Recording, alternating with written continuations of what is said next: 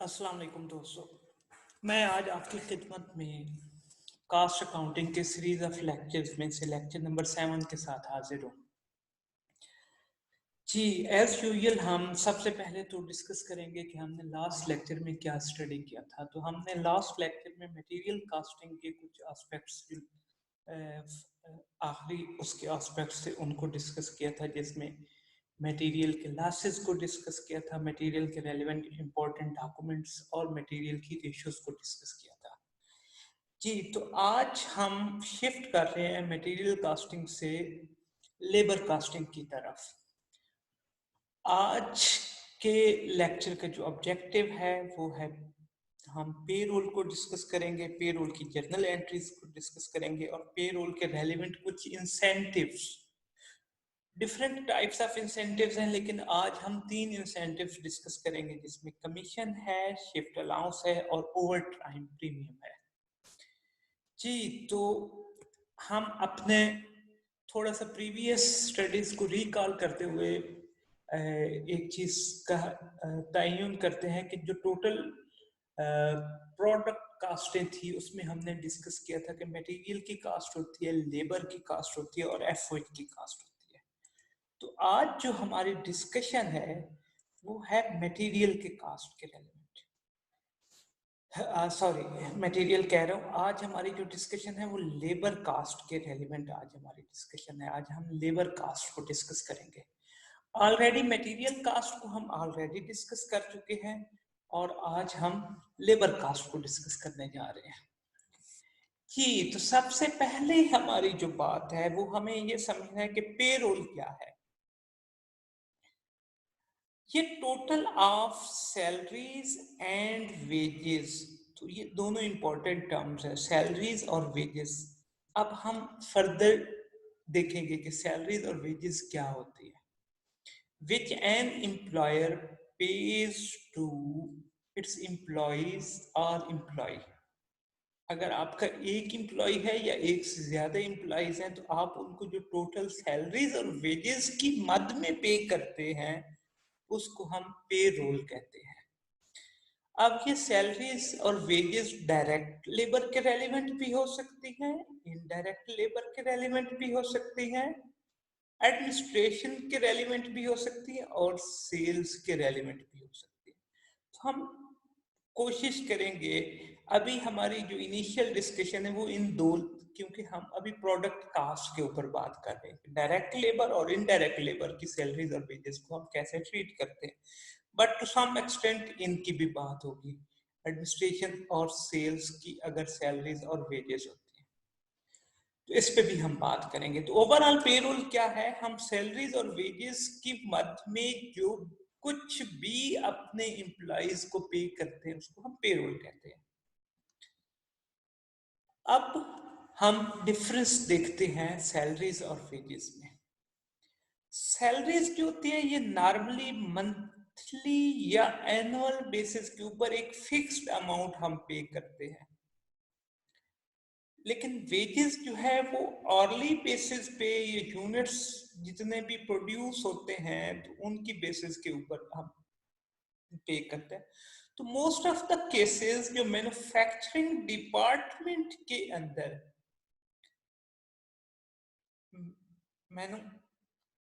Manufacturing department के अंदर जो हम कुछ लोगों को पे करते हैं वो इस यूरिसडिक्शन में ज्यादा बात आती है, जो डायरेक्टली इन्वॉल्व होते हैं अपने प्रोडक्शन प्रोसेस में। तो direct labour most of the cases wages की फॉर्म में होती है, लेकिन ये कोई हार्ड एंड फास्ट रूल नहीं है, बट मेजॉरिटी ऐसे होता है। ठीक हो क्या जी? डायरेक्ट लेबर कास्ट हम ऑलरेडी इस पे बात कर चुके हैं कि जो कास्ट ऑब्जेक्ट या कास्ट यूनिट को डायरेक्टली ट्रेसेबल हो उसको हम क्या कहते हैं, direct labour cost. The cost of the labour which is directly traceable to cost unit और कास्ट ऑब्जेक्ट। जी, ये एक डॉक्यूमेंट है क्लार्क कॉर्ड, इस पे मेंशन होता है एम्प्लॉय के अराइवल और डिपार्चर का टाइम। अब ये इलेक्ट्रॉनिक भी हो सकता है, मैनुअल भी हो सकता है। अब क्योंकि मॉडर्न जमाना है तो most of the cases clock card जो होते हैं वो इलेक्ट्रॉनिक होते हैं, जिसमें एम्प्लॉय का डेट, नाम, time in, time out, signature, ये सारी चीजें मैनुअल भी हो सकती है। बट अच्छी ऑर्गेनाइजेशन है, आप उसमें through thumb impression clock card जो होता है वो मेंटेन होता है इलेक्ट्रॉनिक डिवाइस के थ्रू। ठीक है जी। ग्रास पे। अब ग्रास पे में क्या क्या चीजें शामिल होती हैं? बेसिक पे प्लस जितने भी अलाउंसेस हैं, वो बोनस का अलाउंस है, वो ओवर टाइम है, वो शिफ्ट अलाउंस है, या कोई और अलाउंस है, रेंट अलाउंस है, या कोई भी पर्क्स की फॉर्म में कन्वेंस की कोई ऑर्गेनाइजेशन ने कन्वेंस आपको दी हुई है, ये सारी चीजें एड अप होके क्या बनता है? ग्रॉस पे। इसके अलावा भी कोई भी पर्क्स एंड प्रिविलेजेस होंगी तो वो भी ग्रॉस पे का हिस्सा बनेगा।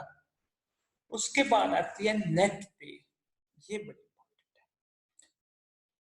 है। अब बेसिक पे, बोनस, जो भी अलाउंसेस हैं वो सारे ऐड करके हम ऑलरेडी बात कर चुके हैं ग्रास पे की। उसमें से कोई अगर डिडक्शन है तो वो माइनस करके आपके पास नेट पे आती है। अब इसमें दो डिडक्शन होते हैं, एक है स्टैट्यूटरी डिडक्शन जो मैंडेटरी है, स्टैट्यूटरी जो लॉ ने मैंडेटरी कर दी है। आप जिस कंट्री में ऑपरेट करते हैं उस कंट्री का लॉ आपको कहता है कि जी आपने ये एज ए एम्प्लॉयर डिडक्शन करनी ही करनी है। For instance income tax,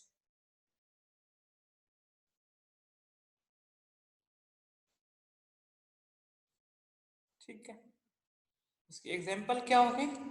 income tax. अब ये क्या है? स्टैट्यूटरी डिडक्शन जो मैंडेटरी है। नॉन स्टैट्यूटरी ये मैंडेटरी नहीं है, बट ये ऑर्गेनाइजेशन एम्प्लॉयर और एम्प्लॉय का म्यूचुअल अंडरस्टैंडिंग है।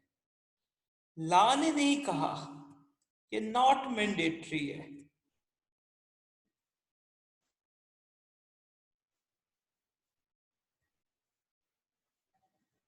ये मैंडेटरी नहीं है, ये लॉ ने नहीं कहा, बल्कि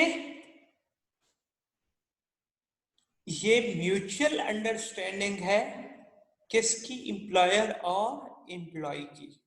तो अगर वो दोनों तरह की डिडक्शंस जब हम माइनस करेंगे ग्रास पे से तो हमारे पास जो फिगर आएगा उसको क्या कहेंगे? नेट पे।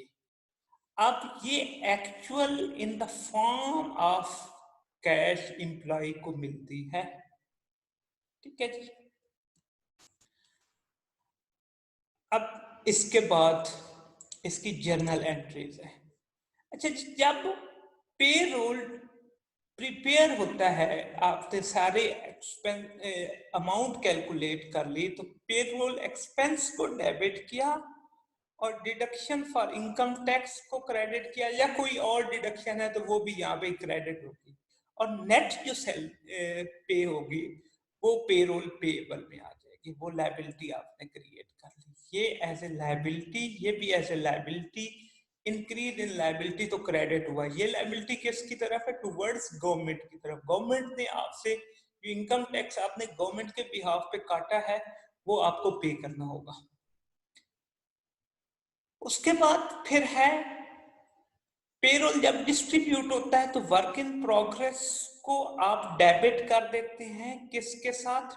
डायरेक्ट लेबर की जो पेरोल है, और इनडायरेक्ट लेबर का या कुछ और भी सरकमस्टांसेस हैं जिनमें एफओएच को आपने डेबिट कर दिया।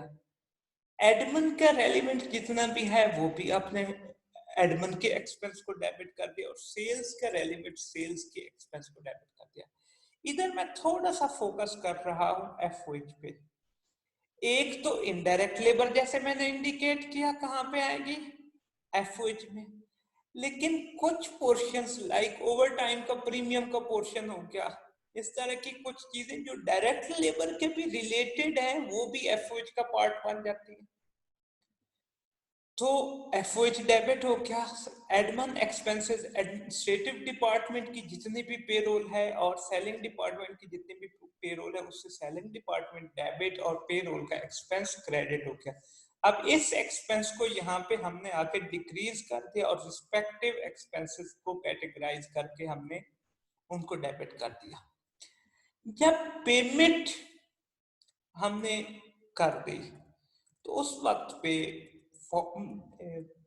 पेरोल पेएबल जो पहले यहाँ पे ये लायबिलिटी क्रिएट की थी, अब जब पेमेंट हुई तो इसके अगेंस्ट ये लायबिलिटी डिक्रीज कर दी और कैश एसेट डिक्रीज हुआ तो ये क्रेडिट हो गया कैश या बैंक की फॉर्म में। तो अब most of the cases through bank transfer होता है तो बैंक को क्रेडिट करेंगे। समटाइम आप एक और जर्नल एंट्री इसके और इसके इन बिटवीन भी बना लेते हैं कि जब वॉचर बनता है तो आप पेरोल पेबल को डेबिट कर देते हैं और वॉचर को क्रेडिट कर देते हैं। फिर जब आपने पेमेंट की तो वॉचर को डेबिट कर दिया और बैंक या कैश को क्रेडिट कर दिया। बट वो क्योंकि उसी वक्त वॉचर को डेबिट और क्रेडिट कर दिया इसलिए मैंने उसको शो नहीं किया यहाँ पे। ठीक है जी। अब ये एक एग्जांपल देखते हैं इन दोनों की डिस्टिंक्शन के लिए। जी डायरेक्ट लेबर की कास्ट है 30,000, इनडायरेक्ट लेबर की 20,000, सेल्स के सैलरीज जो है वो 10,000, एडमिनिस्ट्रेटिव सैलरीज 10,000, 70,000 की टोटल सैलरीज है। और डिडक्शंस इनकम टैक्स की 4,000 की है और ग्रुप इंश्योरेंस की 1,000 की है। जी अब पहले हमने 70,000 की जब पेरोल प्रिपेयर किया तो एक्सपेंस 70,000 से डेबिट कर दिया, इनकम टैक्स पेबल को क्रेडिट कर दिया और ग्रुप इंश्योरेंस को क्रेडिट कर दिया और पेरोल पेबल को क्रेडिट कर दिया। जब डिस्ट्रीब्यूट की तो डायरेक्ट लेबर वाले की अमाउंट से 30,000 उसको डेबिट कर दिया। एफओएच से जो इनडायरेक्ट लेबर का है ये डायरेक्ट लेबर आ गई यहाँ पे और यहाँ पे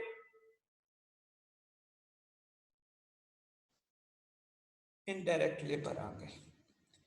सेलिंग एक्सपेंस डेबिट हो गया, एडमिन एक्सपेंस उसका रिस्पेक्टिव हेड में डेबिट हो गया और टोटल पेरोल को हमने क्रेडिट कर दिया। और जब पेमेंट की तो नेट पेमेंट हमने 65,000 की, ये नेट पे है, ये 65,000 हमारे नेट पे है और ये हमारे ग्रास पे है। तो हमने जो नेट पे है उससे 65,000 डेबिट कर दिया और बैंक को हमने क्रेडिट कर दिया। तो ये एक एग्जांपल के साथ जर्नल एंट्रीज को मैंने आपको एक्सप्लेन कर दिया। जी अब हम बात कर लेते हैं पे स्लिप स्पेसिमेन। ये कोई हार्ड एंड फास्ट स्पेसिमेन नहीं है, ये ऑर्गेनाइजेशन टू ऑर्गेनाइजेशन वेरी करता है but more of the cases ये चीजें कवर अप होती है। Name of organisation, employee name यहाँ पे आ गया, sorry company name, designation employee का, उसका स्केल कौन सा है, उसकी बेसिक पे, बाकी जितने भी अलाउंसेस हैं वो ऐड करके तो ये टोटल आ गया। ग्रास पे बन गया, इधर उसकी सारी डिडक्शन आ गई तो ग्रास पे में से डिडक्शंस को जब माइनस किया तो उसकी नेट पे आ गई। अब ये एक एविडेंस होता है पे स्लिप कि उस एम्प्लॉय की कितनी सैलरी ऑर्गेनाइजेशन पे कर रही है।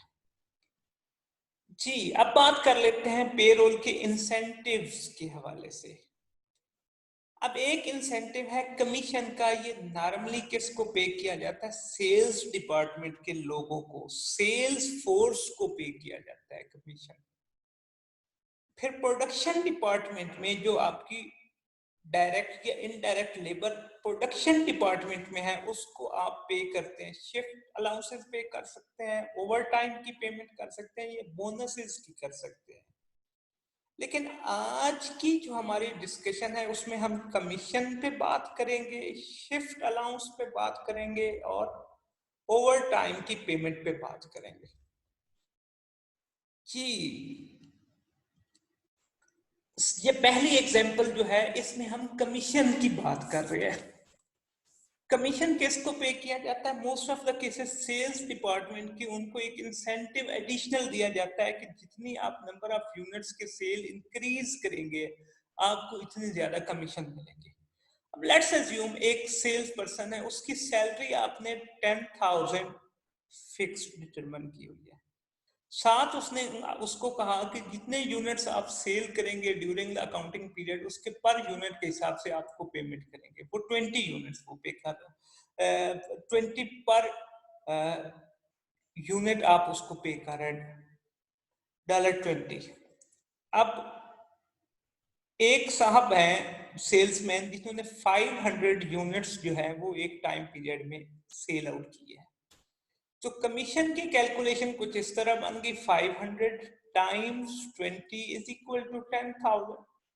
तो उसकी जो टोटल सैलरी बनेगी, बेसिक पे 10,000 जो आपने उसको ऑलरेडी ये डिटरमिन करके दी हुई है, प्लस 10,000 जो कमीशन उसने अर्न की बाय सेलिंग 500 पीसेस। इस तरह उसका जो टोटल बन गया वो $20,000 बन गया। $20,000 उसका टोटल बन गया। जी, उसके बाद शिफ्ट अलाउंस। अब ये प्रोडक्शन के डिपार्टमेंट की, किस डिपार्टमेंट की? प्रोडक्शन डिपार्टमेंट की। अब समटाइम आप क्या करना चाहते हैं, देखिए ह्यूमन कैपिटल जो है उसकी एक कैपेसिटी है, उस कैपेसिटी से ज्यादा ह्यूमन कैपिटल काम नहीं कर सकता है। इंसान मशीनरी नहीं है, वो 12 घंटे काम नहीं, 24 घंटे काम नहीं कर सकता, उसको रेस्ट भी चाहिए। तो आप अपने ह्यूमन कैपिटल की डिफरेंट शिफ्ट्स बनाते हैं। जैसा कि यहाँ पे 8 घंटे की शिफ्ट है, सुबह 6 बजे से 2 बजे तक, फिर 2 बजे से 10 बजे तक, फिर 10 बजे से सुबह 2 बजे का 8-8 घंटे की 3 शिफ्टें हैं। 24 घंटों में 8-8 घंटे की 3 शिफ्टें काम करती है, तो 3 दफा आपकी लेबर जो है वो चेंज होगी। अब आप चाहते क्या है? आप 24/7 की प्रोडक्शन चाहते हैं। ऑब्जेक्टिव क्या है कि जी प्रोडक्शन जो है वो आपकी 24/7 होती रहे। तो अब नॉर्मल सुबह 6 से 2 बजे की बड़ी आइडियल शिफ्ट है, फिर एक्सेप्टेबल है 2 से 10 बजे की। Normally 10 PM to 6 AM night की शिफ्ट थोड़ी सी डिफिकल्ट होती है। अब इसके लिए आपने कुछ एडिशनल अलाउंस डिटरमिन किया हुआ है। अब देखें जी कि इसकी अकाउंटिंग ट्रीटमेंट क्या होती है। It will be charge according to the situation. अगर तो आपकी नॉर्मल प्रोडक्शन रूटीन में हो रही है और शिफ्टें चल रही हैं, तो शिफ्ट अलाउंस जो आप देंगे वो आपकी इनडायरेक्ट लेबर कास्ट होगी और चार्ज कहाँ पे होगी? एसएच को, इररिस्पेक्टिव ऑफ कि आप वो डायरेक्ट लेबर को पे कर रहे हैं। तो जो अलाउंस होगा वो इनडायरेक्ट लेबर कास्ट में, फिर इधर भी नोट भी कर रहा हूं कि ये क्या है? इनडायरेक्ट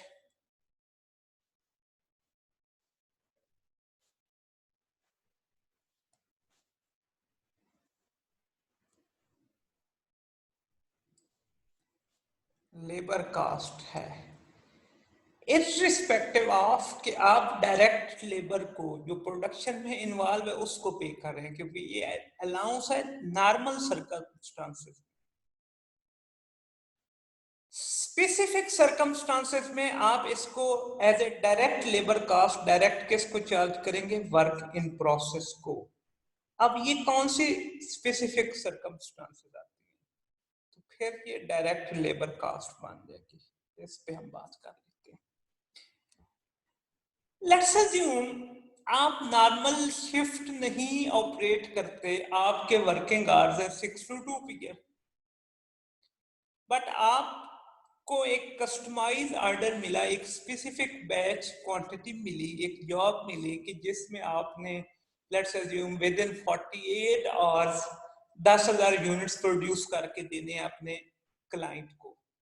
अब ये उसकी स्पेसिफिक वर्किंग कंडीशन को मद्देनजर रखते हुए आपने कहा नॉर्मल हम एक शिफ्ट में तो काम नहीं कर सकते, तो हम 3 शिफ्टें रन कर लेते हैं। तो ऐसे सरकमस्टांसेस में जब जॉब किसी स्पेसिफिक जॉब के लिए हो, इन दैट केस आपने जो शिफ्ट अलाउंस पे किया है, मैं बात दोबारा से रिपीट कर रहा हूं, अलाउंस, वो भी डायरेक्ट लेबर कास्ट बन जाएगा।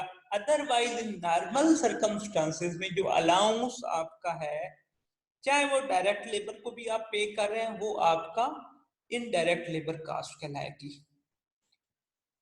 इसकी एग्जांपल देखिएगा, आपका वेज रेट $100 पर आवर है और 8 घंटे आपके वर्किंग आवर्स है। नॉर्मल वेजेस क्या बनेगी, 100 टाइम्स 800। अब आपने उससे शिफ्ट लगवाया तो 200 का शिफ्ट अलाउंस पे किया तो 1000 की टोटल कास्ट आ गई। अब ये बात जो मैंने अलाउंस पे पहले काफी ज्यादा जोर दिया, अब जो नॉर्मल वर्किंग आवर्स की पेमेंट है वो तो डायरेक्ट लेबर कास्ट की है। मैं अज्यूम कर रहा हूं कि ये 8 घंटे उसने कहाँ पे काम किया है, एज ए डायरेक्ट लेबर काम किया है। जो ऊपर वाला अलाउंस है इसको हमने इनडायरेक्ट लेबर कास्ट शो किया, ये एफओएच में चली जाएगी और ये वाली जो है ये वर्क इन प्रोसेस को चली जाएगी। ठीक है जी। अब बात कर लेते हैं ओवर टाइम पेमेंट की। अगर एक आपका वर्कर जो नॉर्मल उसके वर्किंग आवर्स हैं से 8 घंटे वो काम करता है, उससे ज्यादा वो काम करता है तो उसके लिए आप ओवर टाइम पेमेंट करते हैं। It is a pay to the worker against the extra time he works in a specific period. तो ये पेमेंट किसके लिए, एडिशनल टाइम के लिए। अब एक बात याद रखिएगा कि ओवर टाइम पेमेंट और ओवर टाइम प्रीमियम में डिफरेंस है। इस पे हम फर्दर बात करेंगे कि अगेन ओवर टाइम प्रीमियम भी अगर नॉर्मल सर्कमस्टांसेस में है तो ये प्रीमियम वाला पोर्शन अगर डायरेक्ट लेबर का है, लेबर कौन सी आपकी डायरेक्ट लेबर है, और उसका प्रीमियम वाला पोर्शन जो है वो कहां पे जाएगा, नॉर्मल सर्कमस्टांसेस में FOH cost. Rush order basis again के वही आपने क्लाइंट की रिक्वेस्ट पे इमरजेंसी नीड्स को मीट करने के लिए किया तो फिर ये वर्क इन प्रोसेस में जाएगा, लेकिन नॉर्मल कहां पे जाएगा, एफओएच कास्ट का पार्ट बनेगा। ठीक हो क्या जी, ओवर टाइम प्रीमियम। अब अगर आपकी इनडायरेक्ट लेबर है तो फिर over time premium, indirect labour है तो एफर्ट कास्ट का ही हिस्सा बनेगा। इसका तो मसला ही नहीं है ना, मसला किसका है, डायरेक्ट लेबर का। लेकिन वो नॉर्मल सर्कमस्टांसेस में अगर क्वेश्चन साइलेंट है तो आप उसको क्या कंसीडर करेंगे, प्रीमियम वाले पोर्शन को as a indirect labour cost consider करेंगे। अगर आपको हिंट दिया गया है कि स्पेशल सर्कमस्टांसेस को मीट करने के लिए आपने पे किया है तो फिर आप उसको डायरेक्ट लेबर कास्ट कंसीडर कर सकते हैं। जी ये एक्सरसाइज देखिएगा, टोटल आवर्स आपने जो वर्क किया वो 60 आवर्स है। नॉर्मल वर्किंग आवर्स कितने हैं, 48 वर्किंग आवर्स। तो ओवर टाइम 48 और 60 का डिफरेंस अगर देखें तो ये हमारे पास फिगर आ। अब normal wage rate 100 per hour है, नॉर्मल वेज रेट क्या है, 100 पर आवर है। ठीक है जी। अब ओवर टाइम स्कीम कुछ इस तरह है कि पहले 5 घंटे अगर आपने ओवर टाइम किया है तो आपकी जो टाइम कंसीडर होगा वो 1.5 टाइम कंसीडर होगा। मतलब है कि 50% का आपको बोनस मिलेगा। और उसके बाद 5 घंटों के बाद अगर नेक्स्ट आवर आपने काम किया तो 2 टाइम्स, मतलब है कि 100% आपको एडिशनल पेमेंट मिलेगा। कंसीडर किया जाएगा। अगर 2 घंटे आप काम करते हैं तो आपके 4 घंटे कंसीडर हो। अब यहाँ पे क्या है, 12 घंटे काम हुआ तो उसमें से पहले 5 घंटे जो है वो 5 टाइम्स 1.5 के हिसाब से कंसीडर किया जाएगा, और बाद वाले 12 और 5 का जो डिफरेंस है 7, वो टाइम्स 2 के हिसाब से कंसीडर किया जाएगा। अब इसको आप रेट के साथ भी मल्टीप्लाई कर सकते हैं और आवर्स के साथ भी। हम एज्यूम करते हैं जी आवर्स के साथ कर लेते हैं, तो ये कितना बन गया 7.5 आवर्स, और ये कितना बन गया 14 घंटे। अब पर आवर रेट क्या है, 100 पर आवर रेट है। देखिए जी कैलकुलेशन, ओवर टाइम टोटल आपका कितना हुआ 12 घंटे।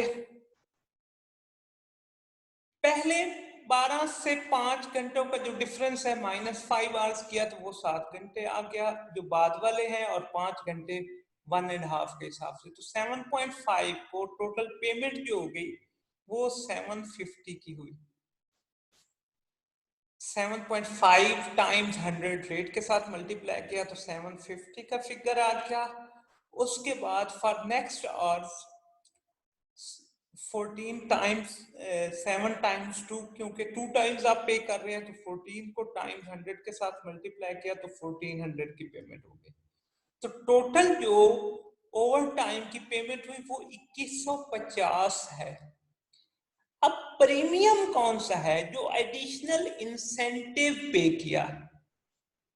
अब देखिए 7.5 आवर्स में से 5 तो नॉर्मल रूटीन की भी पेमेंट करनी थी हमने, अगर वो नॉर्मल टाइम में भी काम करता तो 100 के हिसाब से 5 घंटों की भी तो पेमेंट करनी थी ना। एडिशनल इंसेंटिव इन दोनों का डिफरेंस कितना था 2.5, और यहाँ पे 14 में से भी 7 घंटे की तो हमने रूटीन में पेमेंट करनी थी, तो एडिशनल डिफरेंस कितना आया 7 आवर्स का। तो 7 टाइम्स 100 रेट 700 और 2.5 टाइम्स 100 250, तो 950 ये कहां पे जाएगी। मैं एज्यूम करता हूं कि ये जितना भी काम हुआ है ये डायरेक्ट लेबर का काम हुआ है, तो ये कहां पे जाएगी, ऐसे इन एफओएच। एफओएच में एज इनडायरेक्ट लेबर, और ये 2150 में से 950 माइनस करके बाकी कितना बचा 1200। ये 1200 जो है ये आपकी कहां पे जाएगी, एज ए डायरेक्ट लेबर की कास्ट वर्क इन प्रोसेस को, क्योंकि ये डायरेक्ट लेबर की कास्ट है।